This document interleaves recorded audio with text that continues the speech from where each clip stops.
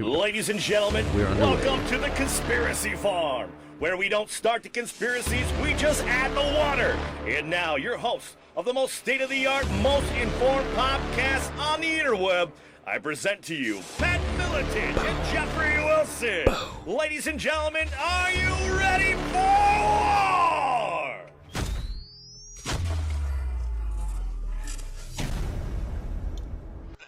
Yes, indeedy, lady. That sheep can only mean one thing. Another episode of the Conspiracy Farm is underway. I am, as always, your ever-faithful co-host, Mr. Jeffrey Wilson, running shotgun with my co-host this time. No technical difficulties. He is here, ladies and gentlemen. UFC Hall of Famer Pat Militant. How are you doing this evening, sir? Well, I'm doing good. And, we've been around long enough and had enough prestigious guests that I feel like we're accomplishing something. We're talking about some very important subjects, but tonight we have our first return guest, which means obviously he's pretty important. Well, he's not exactly our first return guest, but he is definitely important. Let's not forget about our boy Jason Goodman over at Crowdsource the Truth. But yes. We definitely, it's okay to recycle our guest here because he's definitely has a lot to say, man. He's been kind of chopping it up on his Facebook, going live with him and his wife, which entertained me a great deal last week as, the news on the whole Florida shooting broke. He is, honestly, quite frankly, Pat, he is our highest rated show thus far, highest viewed show. Former Russian Spetsnaz instructor, badass, really cool cat too, man. Really humble. Sonny Puzikas is joining us once again. How you doing tonight, sir? I'm doing good, Jeffrey. Thank you.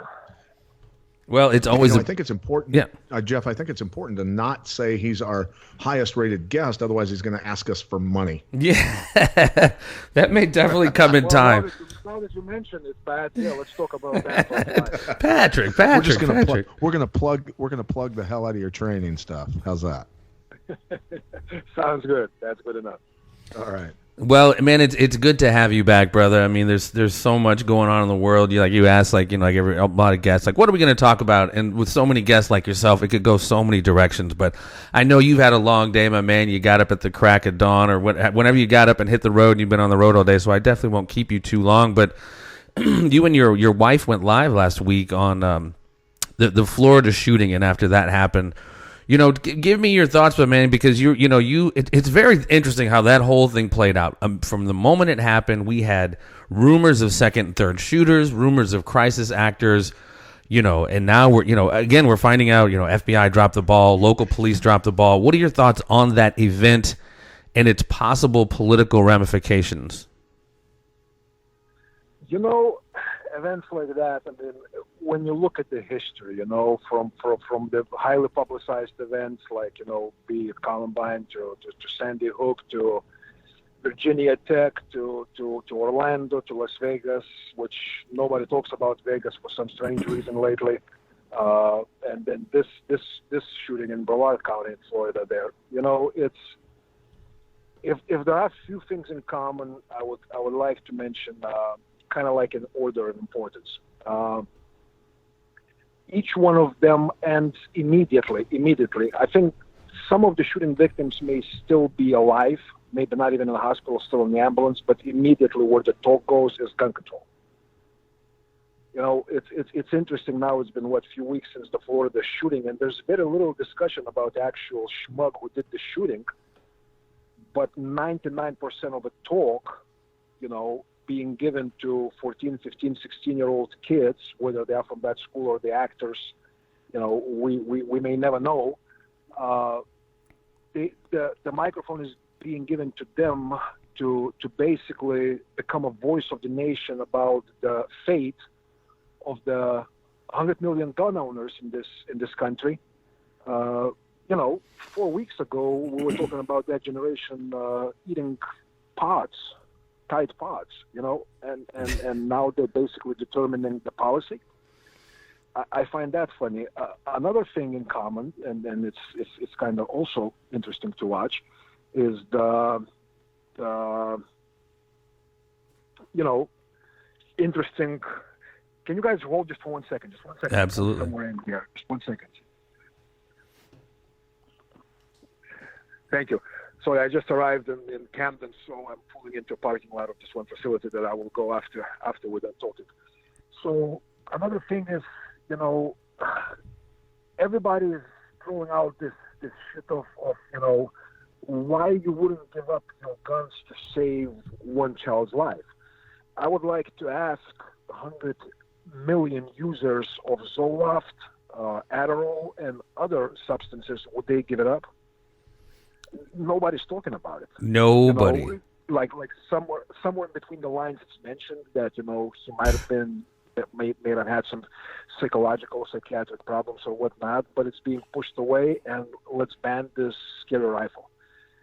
And another thing that nobody's talking about is fucking changing how we're raising our kids. It's I don't know any of you guys, Pat or you, Jeffrey, have you been in that part of Florida, specifically that part of Broward County? Yes. Yes, I have. And if you have interacted with young people there, I don't know how else to put it, but I'm sure there's a lot of good kids. There's a lot of, but it's a bunch of entitled brats. It's a cluster. And again, that's I don't want anyone to misunderstand that somehow it's that this shooting is less significant because those kids are No. coming from certain no, it's not the point. The point is that there are a lot more things in common than just guns being used in killings. Right. A lot more things, and they are a lot more significant, a lot more the root cause kind of things versus what the progressives are trying to address. Right. And, you bring up a good subject, and I talked about this the other day, Sonny. 20-some years ago when I started teaching kids karate, I was teaching classes of up to 90 to 100 kids. And during that time, 20-some years ago, parents would bring their boys to me, and, when they'd come in and do a week of free lessons, we'd do that program with them, and then the parents would sit with me in the office and decide what program they wanted to go on, how committed they wanted to be. What is the main focus here? Why is your boy here? Why do you want him taking martial arts? And a lot of the time, the would say, he has trouble focusing, he's hyper, he's this, he's that, and he's, the doctors put him on medication. What type of medication? Prozacs, the Zolofts, the Ritalins, you go through the list. And the SSRIs at the end of the day, the serotonin reuptake inhibitors, which almost all these shooters are on. Scary, scary, scary stuff. The psychotropic drugs that they're pounding down these children. Kids are 5-6 years old taking this stuff, man. Yep. And I encourage the parents out there who have their kids on this stuff. Look, I'm not pointing a finger. There are kids that need to be on something. I get it. But why are they the way they are? We have to look at processed foods. I know what processed foods did to my body. I know how it destroyed my body, and I know how it messed with my thinking. Once I cut out all processed foods, my thinking cleared, my body healed, I was good to go. I was fine. So people have to understand that once I started to heal from getting off processed foods, what happened was I posted on Facebook about the changes in my body, my thinking, my breathing, my arthritis was gone, everything was gone. And I had numerous parents posting saying, my kid had autism, ADHD, all these different symptoms, all these different problems. They were on drugs. They took them off the processed foods. They fed them only stuff that, was fresh from the market. And all their symptoms went away, and the kids healed up, and they took them off all the drugs. People need to understand that there's an underlying situation here with processed foods, big pharmaceutical, all these issues that are going on, and mental illness. We can heal ourselves, guys. We can heal ourselves. We can heal this nation, but it's got to take education, and we can't rely on the mainstream media to do the education to fix this situation. But it does suck how they do control the narrative, bro, because just as your son was going to bring it up and I was going to ask you, have you heard anything in the reporting? I mean, you hear about his mental condition, but clearly, he was prescribed stuff. Like, it's always attributed to, like Sonny said, they just go after the guns. And like you're saying, they don't speak about the causation. You know what I mean? It's always just about the gun, whereas, man, the SSRIs and the correlation between all these shootings and these drugs, it's derelict. They're derelict in their duties to not bring it up, to not talk about it. 95% of all the mass shootings in the past 20 years have been at the hands of people who were raised on psychotropic drugs. I saw the nightmare coming. when I saw them as children, not being able to function, dumbed down, numb to the world. And I knew that once they became adults, either not being able to afford the prescriptions, being taken off their parents' insurance, all the other stuff, that the world was going to come at them in massive ultraviolet rainbow colors, and they were going to freak out. No, you're absolutely right, and what Pat was talking about, switching the way you eat, switching the way you live, becoming more active, actually starting to pay attention what you put in your body, not only as far as food and pharmaceuticals that you use for problems you may have, but, I'm not saying I'm not going to jump on the plane that, like absolutely no vaccinations and all that. Do a freaking research. What's in it? Why is it that they don't tell you what's in it? Why is it that companies cannot be sued if something happens? Do research. I think as parents, that's our responsibility first. No, absolutely. But it's being pushed away, and schools make decisions, and then the policies are being put in place to where if you don't vaccinate your kids, they cannot go to school. You know what? Homeschool them then. Yeah, that's an option that would too. Be a very positive change overall. Certain states like Missouri give that religious or medical or certain exemptions, but no, you're absolutely right. Very good. I was very good about the homeschooling, and we're 100% into that. And we're parents that people can point fingers, do whatever they want, but we didn't vaccinate our children. We have children who are very healthy, have not gotten sick. I mean, when they get sick, when everybody else has strep throat, the flu, the whooping cough, the this, the that, the hardcore pneumonias, everything else, dude, our kids are coughing a couple times and going to school. Right. And this has been a 15-year-old, a 13-year-old, and a 4-year-old. They don't get sick. Every once in a while, they get sick enough where, I think their breathing's bad enough. All right, I'll pull them out of swimming because their coach is a former Navy SEAL, and they're swimming miles per night. And I go, you know what? They're not breathing good. I'm going to keep them home. But that's the difference. My kids' immune systems are powerful. They're the way they're supposed to be. Well, and I'm glad we're having this. Because they're not chemically altered, Yeah, exactly. And I'm glad we're having this more kind of macro, pulled back kind of conversation, because I think it's very important to not so get caught up in just so much the political rhetoric that gets thrown around. Because I think this almost goes back to our first conversation. I listened to it a lot because I really get a kick out of Sonny, man. He's a really cool cat, and obviously Pat, love you too. The pussification of our men, the social engineering aspect of all of this. I mean, to sit back and really kind of see it from a larger perspective of, look at what they've done to the males. Right. One of our old guests on, look at what they've done. The social engineering has done to the homes, remove the father from the homes, and then, they pussify the boys and then increase the prison population. I mean, the drug. I mean, it's just, and like you said, we're hopefully going to have a town hall meeting, and I was talking to a gentleman, hopefully we can put this together with, about school shootings and the opiate epidemic. And he's like, they're two separate subjects. I'm like, sir, no, not at all. The same doctors that are prescribing opiates haphazardly are prescribing, like you said, Ritalin and Prozac and all this at 7, 8, 9 years old. So they're very much so combined. So, I mean, I think... And that's, you're spot on. And I had my oldest daughter, who is 15 now, when she was in, I'm thinking 4th or 5th grade, she had acquired a tic for some reason because of the pressure from swimming. She was swimming for a Navy SEAL. The guy expects kids to perform, right? Yeah. And she's got, and eventually she came out and told me at age 14, she looked at me and said, do you know what it's like to live in your shadow? Okay. So I think she overpressured herself, and I was always the guy that, look, I lived that, I fought, I won a world title, all the garbage that goes with that. Yeah. I never wanted to be that dad, so everything was, look, if you can look at yourself in the mirror and know you did yourself, then you can sleep at night. It's simple. Did you do your best? That's all I care about. If you took last place but did your best, that's all that mattered to me. But ultimately, she was putting undue pressure on herself. She had a Navy SEAL for a coach and a UFC world champion for a dad. So she put pressure on herself, right? And I can see so that. The thing is right. Exactly. But I had a teacher during parent-teacher conferences say to me that, she's got a nervous tic, she has trouble concentrating, this and that. You might want to consider putting her on some sort of, pharmaceutical, and I looked at her, I looked at the teacher, and I went, "Stop right there. Don't ever say that to me again." The teacher says this, not even a doctor, a teacher. Jesus. Don't ever open your mouth to me again.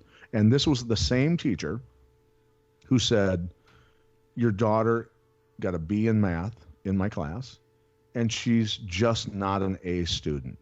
And so I made sure her next year's teacher in 6th grade in middle school, and I told the teacher the story, and I said, "Look, her 5th grade teacher said she'll never be an A student in math.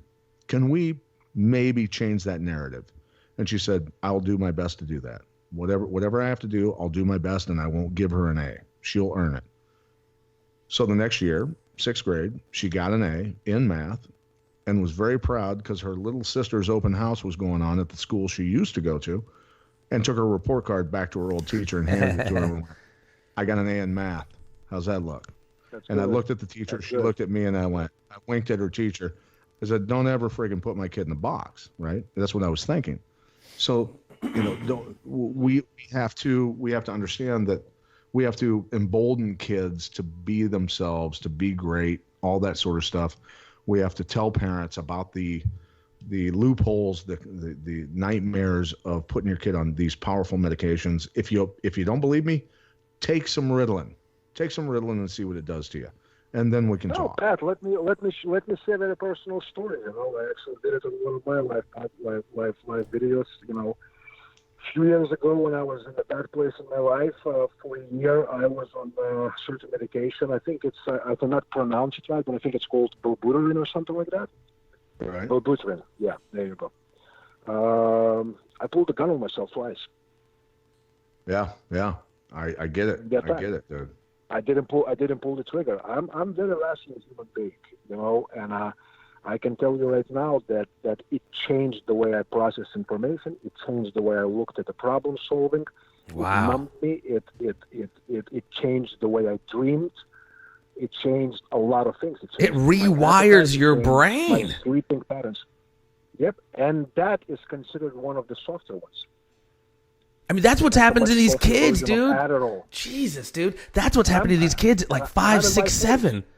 Fuck, man. Yep. And by the time they're 18 and can make the decision of I don't want to be on it anymore, their brains are fucking just completely altered. Rewired. Oh, They're rewired. They're done. Shit, man. And that's what I said. Some people will say, well, your example does not necessarily fit into the equation of, you providing reliable data. Data is like this. Whether you're processing information for a specific outcome or you're processing information or so-called data or stories or experiences to actually get to the truth. And the truth is very simple. People on these medications don't act themselves.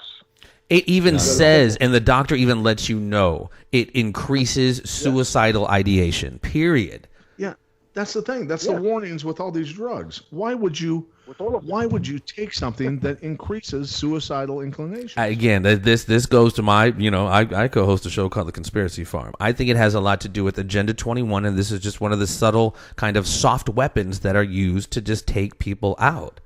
It's to destroy America, the youth, everything else. They're weaponizing the youth. They've weaponized the illegals. Look, we have up to 30 million illegals in this country. They've been weaponized. We know that they're registered voters, up to 100,000 in one state, 200,000 in another state.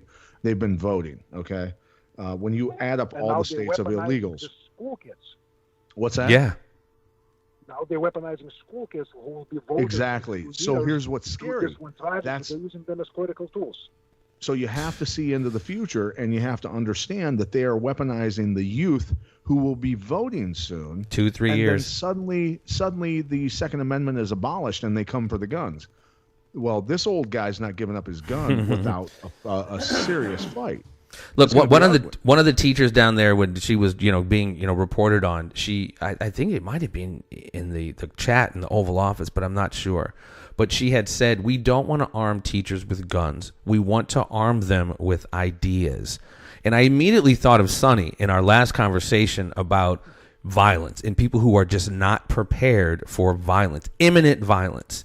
And, as this guy's going through with an AR, your idea will do nothing. You know what I mean? And I'm not saying that means arm all teachers, but this almost like Sonny said earlier, throw soup cans at him. This or milk cartons, this progressive or leftist notion of the world we want to live in as opposed to the way it is it's a huge disconnect, because we're almost speaking two very different languages.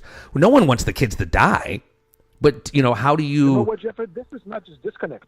This is. I think this is much more sinister than disconnect. I think this is what. I'm sorry for the language again. No, this is cuss away. This is virtue signaling of saying that I care for the kids, I care for our future, and all that. Well, the main agenda is take the weapons away. Why? Exactly. Let's look at the history of what happens when guns are taken away. Okay, guns, firearms are, they're not for killing. They have a purpose that's expressed by individual. Weapon itself never killed anybody. Okay, it's the individual behind it who determines whether it's going to be killing in the name of self-defense, killing in the name of oppression, or authority, or psychiatric rage, or whatever the case might be. But where is that compassion? Where is that love? Where is care about lives? How many lives would be lost if they tried to enforce weapon ban? How many thousands in this country would die? If not hundreds. I mean, it's not even knocking the cops, but even knowing that understanding of once an emergency is reported in the cops' response time, you're talking about up to possibly 10 minutes, 5 to 10 minutes. Jesus. Tell me, both of you who are trained in firearms, tell me, as both of you guys who are well-trained, the damage that can be done in 5 to 10 minutes. When you describe well-trained, Sonny's on a different planet as far as well-trained. I know how to fight. I'm a caveman, okay, in comparison with Sonny. Sonny knows tactics that are far beyond mine. But look, it doesn't take tactics. It doesn't take firearm. Take a reasonably fit man who's enraged because he has whatever fucking chemical they gave him to tell him that it's going to help him. Put him in the classroom with 20 classmates and give him a baseball bat. Tell me after 5 minutes what's the result. Yeah. Right. Well, and that's the thing. It's not about firearms. It's not about this. No, it's not. It's not because they talk about, and we can talk about this is, they talk about assault weapons. There's no such thing as an assault weapon.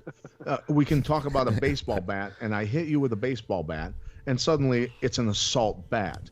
I can run you over with a truck. Suddenly it's an assault truck. Okay, so it was a fictitious name made up by liberals to demonize the Second Amendment rights of Americans to go after the weapons, to take the guns from people. And here's the thing. Now let's move forward. Because earlier today, a teacher barricaded himself. Ironically, the timing is impeccable. Barricaded himself inside of his classroom, locked his students out, and fired his weapon. It didn't apparently hit him. It didn't hit anybody else. He just shot his weapon because he was angry. So the timing of it, right after we're talking about arming teachers, is very, very interesting. I'm just going to say that. I haven't heard about this one. I haven't. That sounds straight out of like Monday Night Raw or something right there. Dude, this is the most garbage move by the globalists I've ever seen in my life. If you're biting on this one, you're a fucking moron. Sorry for my language.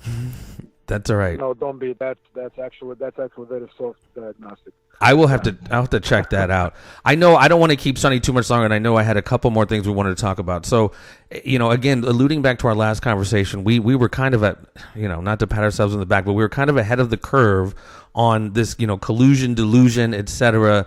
We didn't necessarily know full on that the FBI had been weaponized by the DNC, etc. But just as we had said in the last episode, Russia, this Russia thing.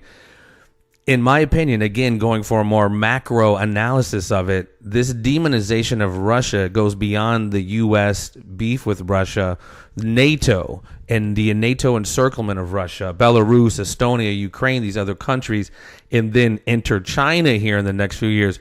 What's larger going on, Sonny, as it relates to Russia? And what is the Russian perspective? I'm not saying you have the pulse of all Russians, but what is the Russian perspective over there of what's going on here? So two-part question. What do you think the role is of Russia, NATO, et cetera, the encirclement of Russia, and the perspective over there of what's going on here? The joke is, I saw the meme, with the map of Russia surrounded by NATO bases, and then the caption said, "Look at those Russians, how close their borders are getting to our bases."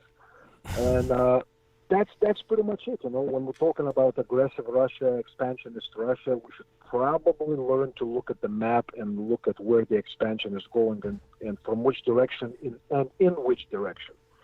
Now, the Russian perspective of that, they laugh, but they laugh somewhat worried. They laugh somewhat worried, and here's why. Russia is outnumbered by NATO and all that stuff. Understand this. You can push the bear, that big brown Russian bear, equivalent of grizzly, for so long. Eventually, you will get him out of his little cave. They say there's 1,000 ways to get him out. There's none to get him back in. And the thing about it is this, it's not taunting, and it's not like, saying, Russians are tough, Russians will fight and all that. I mean, look, Russians are not evil people. They're not evil people. But for some reason, the whole globalist agenda of truly vilifying, specifically Russians, dehumanizing the whole nation, dehumanizing people, that everything they do is evil, everything they do is to harm this perfect democracy that we have, to affect our freedoms, to install the new Hitler instead of the Hitlery. All this other stuff. And we look at that, and I don't know what the end goal is. I really don't. If I knew, I would say it without reservation. I don't. I suspect it's not nice, it's not good, but I really cannot speak for what is the end game. But say we had our Deputy Attorney General Rod Rosenstein indict 11 or 12 or whatever it was, 13 Russians involved in tampering with whatever I'm not sure if you're familiar. Made a couple dubbing companies. It was mainly money laundering, racketeering, and banking. Can you imagine that? Well, that's what I'm saying. It's one of those. Why now? That's what I'm saying. It's so absurd. Like, and I even posted something. I think you might have responded. And we even talked about this last time. That the numbers of times America has intervened in the last 80 to 100 years, whether it's election or economics or assassination, is absolutely absurd. So the fact that they're even calling something out that they all do is just kind of weird to me, but it all kind of goes into the vein of demonizing Russia still. So I don't know. It's weird. And, I think partially, again, some people will say because Russia is maybe, the nation that's kind of rejecting globalism and coming back more towards its Christian roots and so forth and so forth. Maybe that's the reason why. I don't know. I think a lot of it has to do with how strong of a leader Putin is and where is he heading and how he's changing the geopolitical situation in the world. He absolutely is. Russia itself. I think since we last talked, and we've talked about this, ambassadors have been killed. The U.S. ambassador to the UN died, and the guy that was shot, the U.S. ambassador the Russian ambassador to Turkey was shot, on tape. So much has gone down, and I've been like, man, I said the same thing you said. Man, Putin is really. He's a G, man. He's a gangster. He is not impulsive. I mean, he has all the reasons in the world to really kind of snap off. All planned out. It seems so. It definitely seems so. And again, I hate to keep going back to our last conversation, but again, we were prognosticating what's going on right now. And Sonny, you said once Syria goes, watch, Iran is next. And here we are. They've kind of backed. They've kind of backed off Syria, but Iran has been in play. What do you think? What are your thoughts, both of you guys, on the back off of Syria? Yet still stuff's going down. An Israeli fighter jet was shot down. You can explain it because you can explain it from the Russian and American mindset. This is why Putin took a stand in Syria, because he understood that once it goes to Iran, it's going to be irreversible. Syria is somewhat manageable situation. It's fairly localized, as horrible as it is, as many people are dying there, as much as our media exaggerates shit that they get from white helmets and other British implants. It doesn't matter. The point is Syria is a controllable situation. It's a simmering conflict. If it would go to Iran, and this is where it would go after Syria is done, you cannot control that. This is too big. This would more than likely evolve into nuclear war. And So that's this, why Putin put a stop to it in Syria. the most recent This turns into a global conflict quickly once the Iranians get involved and we start hitting Iran, right? Yes. Yes, this without a doubt. Well, the recent uprising there, it seemed to me, was just like an Arab Spring all over again, but it was quelled rather quickly. What are your thoughts on the recent uprising that went down in Iran, and do you think we're going to see more of that? Uprisings. Okay, let's organic or manufactured. Let's do. Yeah, it's manufactured. It's absolutely manufactured. Is there some dissent in Iran? Of course, it's a freaking authoritarian, hardcore Muslim country with authoritarian regime, with the religion regulating every.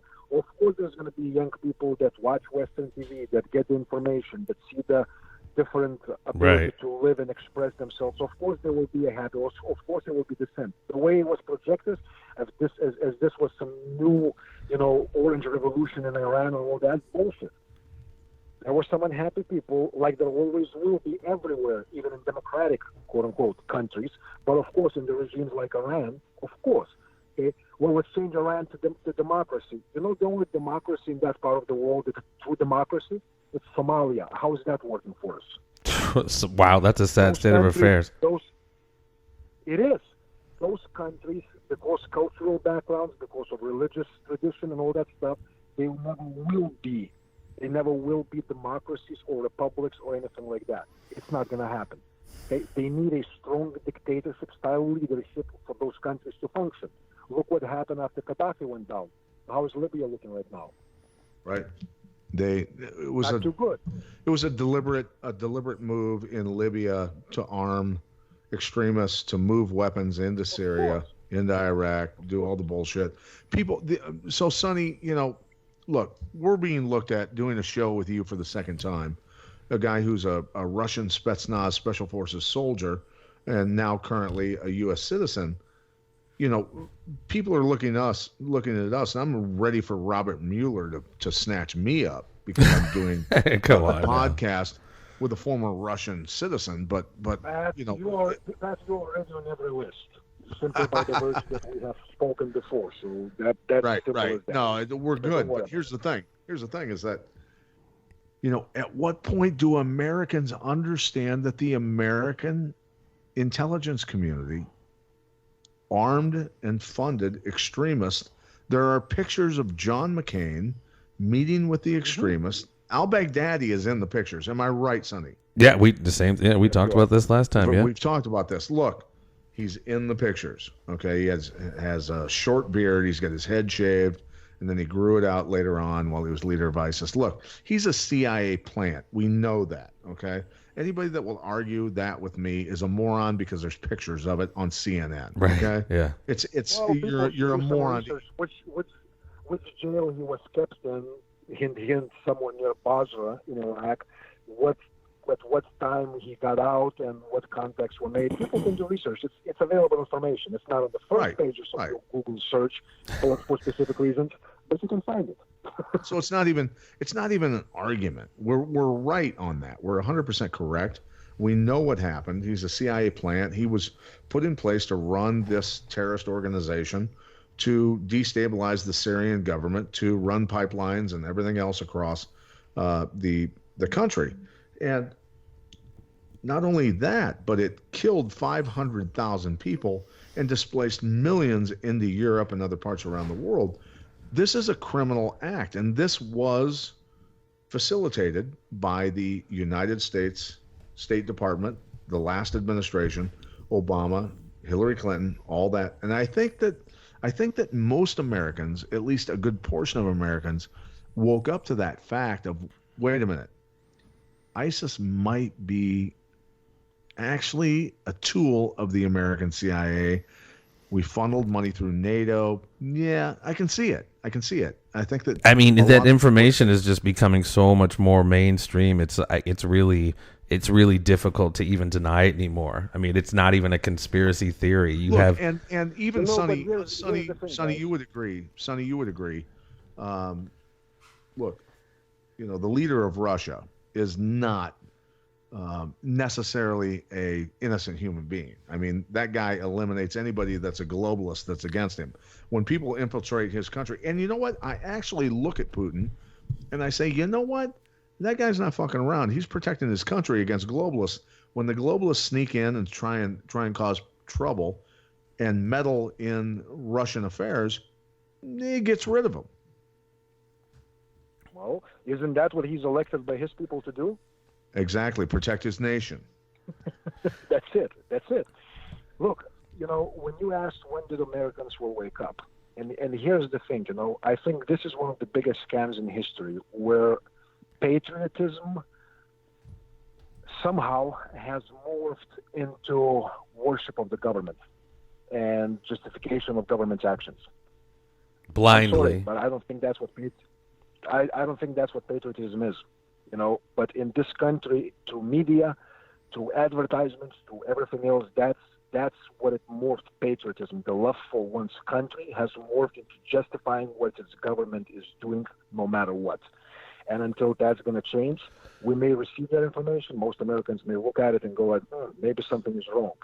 But don't you dare to say that my country is guilty. Well, and this goes back to what we talked about in the first episode, quite frankly. And I've heard it described as extreme tribalism, whether it's, cops on one side, the other side on the other side, Republican, Democrat, Crips, Blood, whatever it is, man. It becomes this like, if I'm on your side and I know you fucked up, I'm not going to go out and throw you under the bus just because our tribe has to maintain tribe. You know what I mean? It becomes this like where we just, what scenario it becomes, you never want to jump out or speak ill against the circle, or lest you be, thrown outside the circle. So, and I see that happening a lot, man. When we call it cognitive dissonance, confirmation bias, people like what's going on now. People are going to swear to Russian collusion to the very fucking end, regardless of what, when Rosenstein said like no Americans wittingly colluded, that phrase squashed and put an end to, not officially, but people who are thinking realize, okay, that includes whatever. They could still come up with that stuff, but they'll still swear by it. The other side or whatever side will still swear by it to the end. Cognitive dissonance. I want to go ahead, Sonny, and then I'm going to read something. No, that's the progressivism. I don't even call it liberalism anymore because I don't think that classical liberalism is anywhere near what this has become. I think it's actually a disservice anymore to call it liberals. They're not liberals. They more commies, they more progressives, they leftists, whatever you want to call it, but I don't think that liberals, it's an insult. I know some truly classic liberal people that I listen to, they thinkers, they examine, we may disagree on some social issues, but they still are guided not by religion of their agenda or their ideology, but the religion is the truth. The religion is objectivism. Yeah. And not so much anymore on the left. People don't have their opinion. Their opinion has them, and they're not looking for information. They're looking for affirmation for what they already believe. Go ahead, Pat. Very well put. No, I just saw a video earlier of a scientist and a biologist and other scientific experts explaining that gender is actually controlled, scientifically. It's not a mental decision where you feel like you're a man and you suddenly want to become a woman. It doesn't work. And there was a storm of problems at this college where they stormed out and went berserk and started breaking windows and all kinds of stuff, and the cops had to come in and arrest them. Look, the disconnect with reality, folks, is real. But here's what's even more important is the surveillance on Americans. All right. And look, given the time that we've done this show, I'm pretty sure we're being surveilled. Okay. And so for whatever, we might as well collectively, all of us, all three of us, say hello to NSA right now. Hey, hello, how's it going, NSA? Right. No, they're listening. So here's the thing: a guy comes on and posts on a group chat that I'm part of. Says, "Hi, I'm a developer at YouTube, and I've come here to warn you about something the development team was ordered to do from the higher ups in the company. Currently, internet users are flagged in the system based on Google and YouTube search histories and websites visited. We compile data and user information about the sites that are most visited and most frequently come up with a personality profile. We have set categories up for this. One of these categories listed is high risk. Who are usually internet users who frequent conservative message boards and websites, view YouTube videos, and also monitor other such areas of the internet. Right now, 4chan users are heavily monitored, particularly those of you who frequent POL. We collect a lot of your data and about you, including where you live, where you work, and many other things you'd be pretty shocked to know about. We compile this data and share it with certain government groups and independent think tanks such as the Southern Poverty Law Center. The CIA, NSA, and FBI collect vast amounts of this data as well. Now, while this shouldn't really come as a surprise to you, I think that you may want to take heed of this, that Google is sharing some of this information with leftist groups whose goal is to destroy the lives of these people who fall under these conservative groups. These groups are unseen for the most part and go under pseudonyms to conceal their identity. So people have to understand, look, we've known that this has gone on for a long time, but this person who's part of the internet teams that are monitoring us admitted it. Somebody sent that to you personally, or you just found that? No, it was sent to me personally. No, this is, I have no doubt whatsoever. There's simple experiments to be done. Me and my fiance Megan, we've done some interesting experiments a little bit. Your phone is off, it's laying somewhere, you talk about something, next day you get advertisement for what you just talked about. We tried interesting things on purpose, and we did get that. So look, as far as privacy, if you have any ideas, any illusions that you somehow can be a gray man and live in privacy, I have news for you. You may want to call me. I'll give you some very cool news about what it would take. Yeah, and that would be a lot. I want to get more into this conversation with like Sophia and AI and blockchain and everyone's digital footprint being used to like profile them in so many different ways, dude. Because it's going to be able to start to begin to predict our behavior based off of our digital footprint, which is even scarier. So look, your privacy is non-existent. It doesn't exist. Yeah. If you've taken a naughty picture, they have it. They know you have it. Yeah. Okay? So don't stress yourself about that. There are things that what we can do. We can petition Google for not to do that. Do you think it's going to work? Do you think it's going to change anything? It has less chance than a gun ban. You know? So to me, it's it's called being pragmatic. It's very uncomfortable because you have to admit certain defeats. You have to admit that there are certain things that are not under your control, not anymore. We allow the collective, the state, to take so much of the power that it's going to be either very cold and bloody to take it back, or it's going to be very, very long process. And so far, I see it only moving in the opposite direction. And bro, be pragmatic. And which steps can you take? How can you protect what's yours? What can you do if and when something happens? As far as otherwise, I'm going to get rid of the phone. You have a car, right? Do you think they don't know every step you go? Yeah. As long as you have anything, any electronic component, anything digital, you can be trapped easily. This is simpler than most folks think, and it's done on a much bigger scale than most. I mean, if you look at this, you look at the story of Michael Hastings. The guy who had his car hacked. Just fools and competent people. Well, I mean, the digital. FBI cannot find the killer. Tax. IRS agents cannot find people that haven't paid taxes in 10 years. Mostly for government people that work there are incompetent. Why?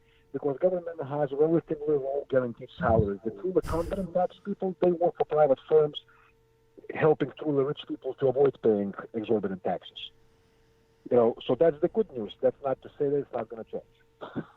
Bunch of A students working for C students is what it is.